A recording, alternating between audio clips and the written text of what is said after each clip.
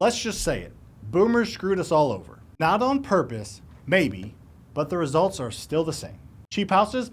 Gone. Affordable college? Gone. Pensions? Dead. They took the tax breaks, printed the money, and left us in debt. And now they have the nerve to tell us that we're lazy because we don't buy houses at 25 years old? Nah. Let's talk about what really happened. The lie they told us.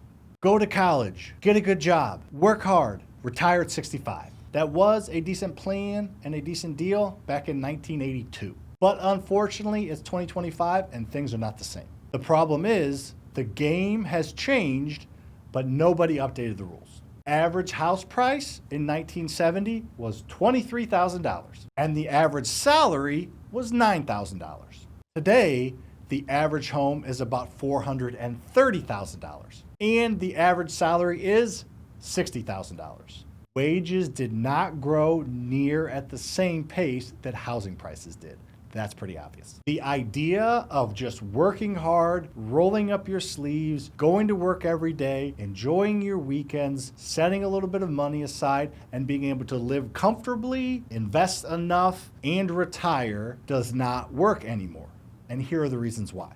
What boomers did, that hurt all of us. Ronald Reagan is by far one of the most popular presidents in the past 100 years. A lot of people voted for him on both sides of the aisle. It appears, this was before my time, that he did a lot of really good stuff. However, some of the things that were implemented helped in the short term, but hurt us all in the long term. The Reagan era cuts were great. They put more money in people's pockets and cut a ton of taxes, but they absolutely started stacking on the long-term debt that we're all feeling today. The national debt in 1980 was about $900 billion. Now we're sitting at $35 trillion. And if you don't know the difference between a billion and a trillion, let me put it into terms that you can hopefully understand. 1 billion seconds is about 31 years.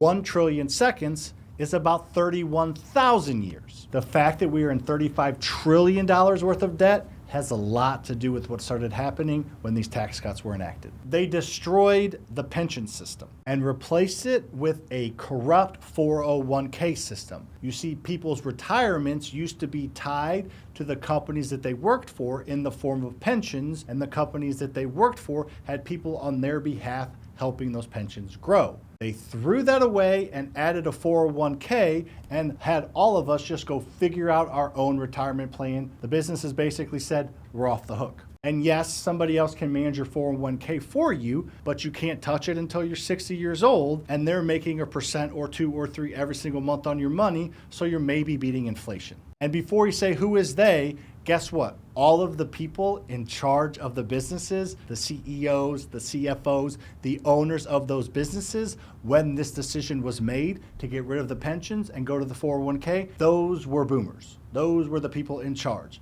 All the political things I talk about, all of the managerial, all of the business things I talked about. A vast, vast, vast majority of those political figures in place, those people making the decisions in the businesses, and those owners of the businesses were, you guessed it, in the boomer generation. They inflated assets at an historic rate. Policies kept rates really, really low, which sounds good, but in the meantime, they were printing trillions of dollars. And what happens when interest rates are low and they print more money? That means the value of assets skyrocket. And guess who owns the majority of the assets during this time?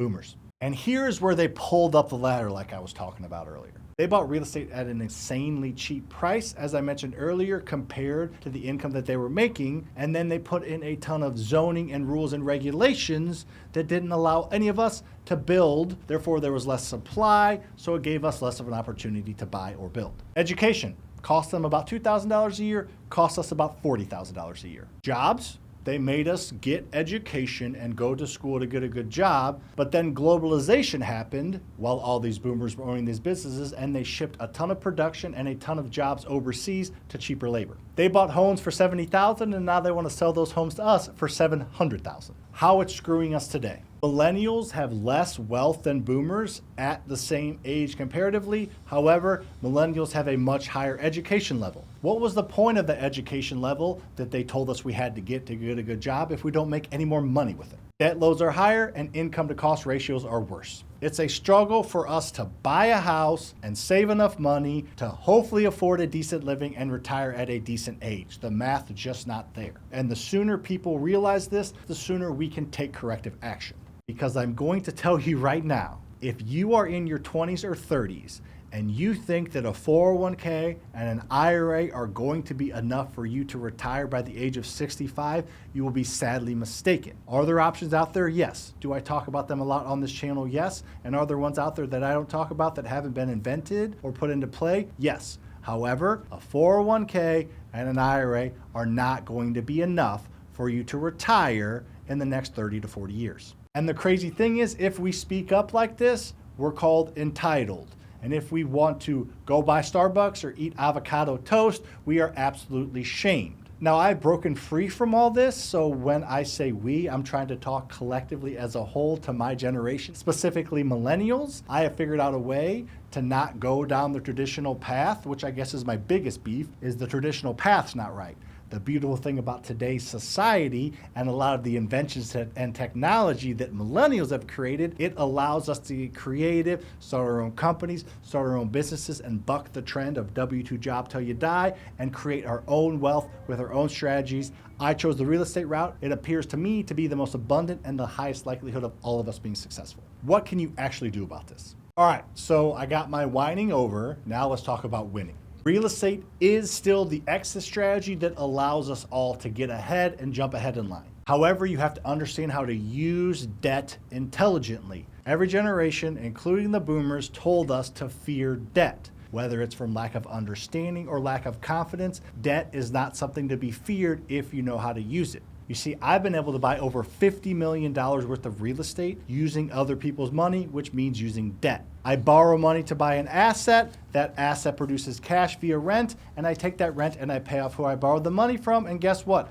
I still own the asset, I still collect rent, and I get all the tax savings that go along with owning an asset that I didn't use any of my own money to buy. So you need to proactively acquire assets, and the best assets to acquire are going to be real estate assets. There are countless ways to use other people's money to buy them. I talk about them all the time on this channel. In fact, I'll shoot you to a video here in a couple minutes when I'm done with this one that will teach you how to raise money from other people. And we need to stop saving our money and pinching our pennies and living a life of a Dave Ramsey style of bologna sandwiches. What we need to do is we need to work on ways to increase our top line. What you focus on will grow. So if you focus on budgeting and the bottom line, that's what you're going to focus on, and that's what's going to be abundant in your life. But if you focus on the top line, increasing income, not worrying as much about expenses, I'm not telling you to go out there and buy crap you can't afford on a credit card you can't make payments on. I'm telling you to go out and increase your top line, more revenue streams, more income streams, get into the things and utilize technology to create more income,